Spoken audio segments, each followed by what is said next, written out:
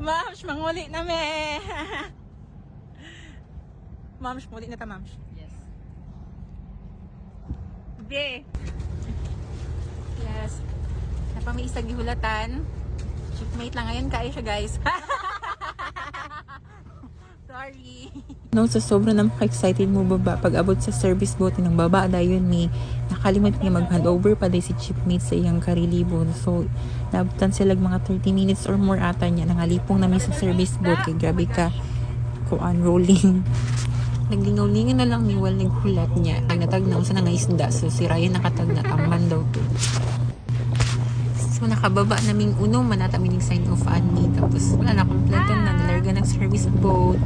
Palayo nami sa barko. Grabe 4 months no. Dahil hinahitabo sa 4 months. Dila na ko i-check up. Ay grabe ka personal. Charot. Morning pinakal happiest day sa mga seaman no ang sign of day. I don't know no pero sa ako pag nakasakit ako sa service boat nakalimot na ko everything about sa barko kung ano vacation food automatic ako naman. Charot. See you Samba Spirit after 4 months. Bakasyon sa ang Disney Princess. Fuck, sino ka dyan? Magkanta ni Taylor Swift no like wind in my hair, I was there, I remember it all too well.